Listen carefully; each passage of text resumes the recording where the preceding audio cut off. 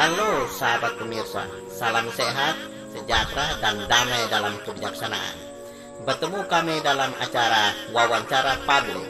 Nama saya Mone.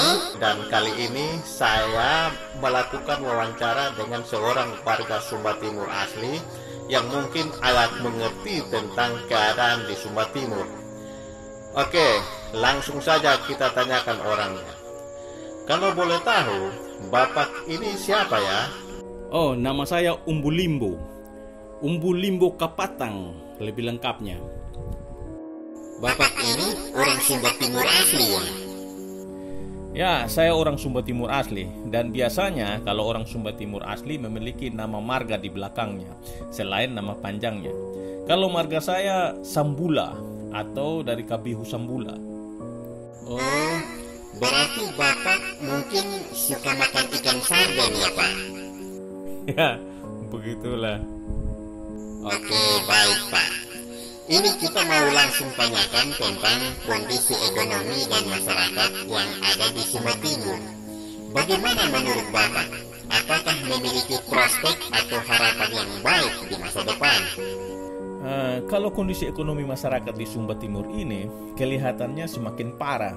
Hal ini disebabkan oleh banyak faktor yang bukan saja tidak mendukung, tetapi juga malah menghancurkan dan mendesak ke arah negatif atau minus bagi pertumbuhan dan perkembangan ekonomi. Keadaan ini bisa dilihat dari hukum cause and effect atau sebab akibat. Di tempat-tempat tertentu yang ada di Sumba Timur ini, jangankan untuk ekonominya bisa berkembang, untuk bertumbuh saja itu sudah tidak mungkin. Akhirnya, alam yang luas, subur dan makmur ini sepertinya mubazir karena tidak bisa dikelola atau tidak bisa dimanfaatkan secara optimal. Oh, begitu. Kira-kira faktor apa saja yang paling mempengaruhi keadaan tersebut? Yang paling mempengaruhi untuk maju atau tidaknya daerah ini adalah manusianya atau masyarakatnya. Kalau masyarakatnya bagus, maka daerah ini akan menjadi bagus. Dan begitu pula sebaliknya, kalau manusianya buruk, maka daerah ini akan menjadi buruk. Jadi tergantung pada manusia atau masyarakatnya. Apakah ada daerah-daerah yang mungkin bisa dijadikan contoh? Ya, ada. Contohnya Bali dan juga Singapura. Karena orang-orangnya bagus, akhirnya daerahnya menjadi bagus dan maju. Bali itu selalu menjadi pulau wisata terbaik di dunia, dan Singapura itu negara yang ekonominya paling maju di Asia Tenggara. Jadi bagaimana menurut Bapak? Apa saja cara-cara atau solusi yang dianggap terbaik untuk menanggulangi masalah ekonomi yang ada di Sumba Timur ini, Pak? Ya, semuanya kan saling terkait. Jadi agak sulit untuk merincikan satu persatu secara sistematis. Seperti yang kita ketahui bahwa Indonesia ini memang sengaja dibangkrutkan. Oleh karena itu, kita harus tahu solusi yang tepat untuk daerah masing-masing, termasuk di Sumba Timur ini. Karena selama saya di pemerintahan, apa yang saya pelajari sebelumnya itu saya hadapi sendiri. Saya hadapi sendiri bahwa Indonesia itu memang direkayasa, memang di-engineer oleh kekuatan asing untuk menjadi terpuruk, untuk menjadi bangkrut. Menurut saya, pola pikir masyarakatnya yang harus segera dirubah, yaitu bagi seluruh elemen masyarakat, termasuk aparatur sipil negara atau pemerintahnya. Mereka harus bisa saling bahu-membahu untuk terus bekerja sama tanpa memandang status kemasyarakatan. Kemudian melalui pengetahuan rohani yang benar adalah yang perlu untuk diketahui. Karena itu yang paling mendasar bagi semua perkembangan, baik secara fisik maupun mental, yang mampu menunjang evolusi rohani. Jadi, masyarakat yang pertama harus berusaha untuk mencari tahu tentang kebenaran dari ajaran-ajaran rohani yang ada, termasuk sejarah bumi yang benar, dan bukan cerita sejarah khayalan yang dipaksakan untuk dipercaya melalui impulsif atau dorongan gerak batin. Yang sehingga mereka mengetahui hukum cause and effect atau hukum sebab akibat yang ada di bumi.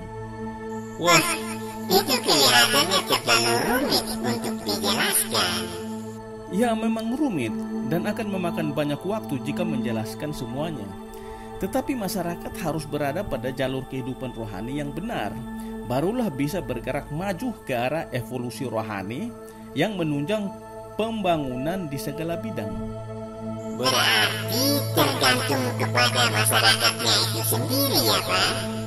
Ya benar, ada seorang ahli antropologi terkemuka atau ilmu kemasyarakatan asal Jerman yang melakukan penelitian di suatu hutan tropis, dan dia mendapat data bahwa kera-kera yang besar saling menyiksa satu sama lain.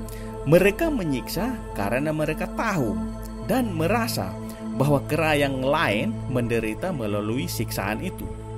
Nah, di sini perlu diingat bahwa manusia bukanlah berasal dari kera, tetapi beberapa jenis kera yang berasal dari manusia yang merosot. Itu menurut sejarah yang benar. Wah, ini menyangkut antropologi lagi nih. Memang benar, dan itu juga yang merupakan kesimpulan akhir dari ilmu antropologi. Jika evolusi rohani suatu masyarakat berada pada jalur yang benar, maka mereka akan menjadi orang. Dan sebaliknya, jika evolusi rohaninya berada pada jalur yang salah, maka mereka akan menjadi seperti kera atau monyet yang tidak berekor, yang saling menyiksa satu sama lain. Bicaranya terlalu kasar tuh. Ya, lompat kiri, lompat kanan, saling berkejar dan tutup jalan usaha bagi yang lain. Sama kepala putih bakal-bakal. Hah? Itu omong apa lagi tuh? Tidak, maksudnya memang begitu adanya. Jadi kadang-kadang masyarakat memang penuh cinta dan damai, tetapi bentuk cintanya itu adalah cinta kera, yaitu saling menyiksa. Cinta kera beda dengan cinta monyet. Memang ada damai, tetapi saling mengawasi untuk menikmati hasil keringat orang lain, atau jurus kera mencuri buah. Kalau bicara tentang ajaran rohani, itu akan menjadi terlalu rumit dan terlalu panjang hingga akan memakan banyak waktu. Nah, sekarang kira-kira masalah apa yang paling konkret atau nyata yang dihadapi oleh masyarakat Sumba Timur ini? Masalah yang paling nyata adalah masalah pajak yang tidak wajar. Ada kenaikan tarif pajak bumi dan bangunan secara tidak wajar, dinaikkan yaitu sampai 400% atau sebesar 5 kali lipat. Ini memang gila. Hancur sudah harapan masyarakat. Harapannya langsung pupus. Pupus itu maksudnya hilang lenyap sama sekali. Jadi harapan mereka hilang sama sekali atau musnah. Ini terjadi sejak tahun 2021. Walau begitu, tidak ada satupun yang berani berteriak atau berkobar untuk demonstrasi melawan kebijakan ini. Apakah mereka tidak peduli karena sudah kaya, atau masih bingung dari mana harus memulai, ataukah mungkin juga belum menghitung dampak akibat dari kenaikan tarif pajak tersebut? Saya juga tidak mengerti. Tapi yang saya tahu, ada beberapa orang yang sudah berusaha menghubungi para anggota DPR, tetapi wakil rakyat tersebut tidak mau untuk ditemui untuk membahas masalah ini. Semakin besar beban rakyat. Waktu masih kuliah, saya pernah menulis skripsi tentang analisis rasio keuangan pada perusahaan. Di dalam analisis tersebut ada menggunakan alat-alat ukur dari rumus statistik untuk mengetahui layak atau tidaknya suatu usaha atau perusahaan dari aspek keuangan. Itu hanya untuk menganalisis data keuangan yang nyata saja. Sesudah lulus, saya juga belajar tentang mistik keuangan. Oleh karena itu, saya menganggap bahwa kenaikan tarif pajak yang ada di Sumba Timur ini adalah suatu kenaikan nilai tarif pajak yang tidak wajar dan yang ditarik secara tidak wajar. Oh, begitu. Jadi ada lagi uang yang gaib. Ya, ada. Makanya ada istilah uang panas, dana segar, uang haram, uang pesugihan atau uang pancingan, dan yang lain sebagainya. Itu semua mempunyai arti tersendiri dan bisa dilihat di Google. Jadi pada uang itu, selain nilai nominalnya, ada juga nilai harapannya yang terkait dengan jaringan waktu. Jadi, kalau ada penarikan tarif pajak dari masyarakat yang secara tidak wajar, maka akan ada pula hal-hal yang tidak wajar yang bisa terjadi, termasuk kematian yang tidak wajar. Wah, kalau begitu, ngeri juga tentang masalah keuangan. Benar, coba lihat saja di Google tentang uang pesugihan. Itu memang ada dan saya juga pernah kena, beruntung tidak sampai kecelakaan fatal. Lalu siapa-siapa saja yang kira-kira terlibat dalam menaikkan tarif pajak tersebut? Yang pasti itu terdiri dari sekelompok orang-orang yang berkuasa atas sistem di daerah ini, seperti bupati, anggota DPR, sekretaris wilayah daerah, pegawai kantor pajak, pegawai bank NTT, dan pejabat tinggi lainnya yang sudah bersekongkol. Tapi mungkin juga ada campur tangan dari Denny Siregar yang menurut hacker Bjorka bahwa dia menggunakan uang dari pajak untuk membuat video YouTube-nya. Mari Kibo, mari kita bongkar semuanya. Saya Denny Siregar. Memang perlu juga untuk diselidiki terhadap orang ini. Markisa, mari kita periksa semuanya. Kalau begitu, apa saja saran dari Bapak yang bisa dijadikan solusi untuk mengatasi semua permasalahan di Sumba Timur ini, sehingga kesannya bukan saja hanya mengkritik, tetapi juga memberikan pendapat yang bersifat membangun. Saran saya adalah bagi pemerintah untuk meninjau kembali tentang tarif pajak yang ditetapkan. Dan untuk daerah yang infrastrukturnya sudah mantap, mungkin pajaknya boleh tinggi. Tetapi daerah yang belum ada infrastrukturnya, perlu disesuaikan tarifnya. Perlu dicermati lagi tentang nilai harapan yang ada bagi pembangunan. Dan menurut yang saya tahu bahwa pajak bumi dan bangunan adalah pendapatan tetap daerah dari sektor pajak. Jadi tidak termasuk pendapatan asli daerah.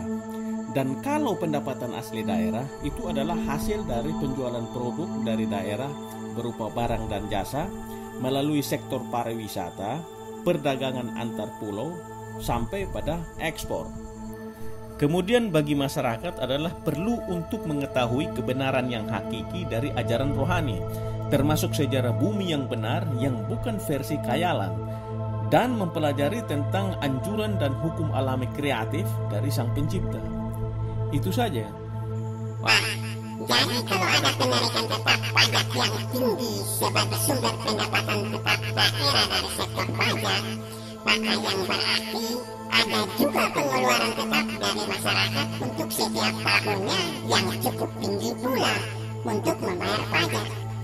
Ini bisa-bisa dalam perekonomian masyarakat di Sumba Timur ada terjadi besar-pasak daripada tiang atau besar pengeluaran daripada pendapatan, dan akhirnya mau tidak mau harus menjual tanah-tanah mereka. Itu pasti, dan yang saya tahu ini hanya terjadi di Sumba Timur saja. Di daerah lainnya tidak ada kenaikan tarif pajak.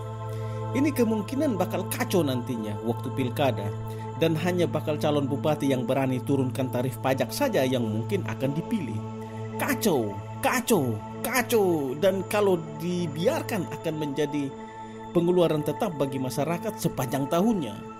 Oke, sahabat pemirsa, itulah tadi wawancara saya dengan seorang warga Sumba Timur asli bernama Umbu Linggo Kapaka dari marga Sambula atau Kapihu Sambula. Akhir kata, sampai ketemu lagi di lain episode.